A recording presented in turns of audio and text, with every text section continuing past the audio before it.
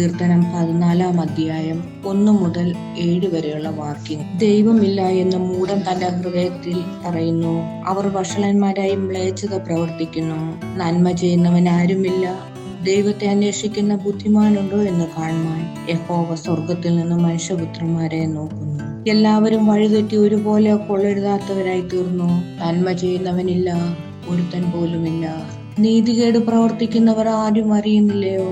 അപ്പം തിന്നുന്നത് പോലെ അവർ എന്റെ ജനത്തെ തിന്നുകളയുന്നു. യഹോവയോട് അവർ പ്രാർത്ഥിക്കുന്നില്ല.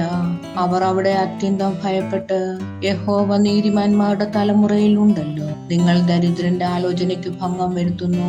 എന്നാൽ യഹോവ അവന്റെ സങ്കേതമാകുന്നു. സിയോനിൽ നിന്ന് ഇസ്രായേലിന്റെ രക്ഷ വന്നെങ്കിൽ, യഹോവ തന്റെ ജനത്തിന്റെ സ്ഥിതി മാറ്റുമ്പോൾ യാക്കോബ് സന്തോഷിക്കുകയും ഇസ്രായേൽ ആനന്ദിക്കുകയും ചെയ്യും. ആമേൻ.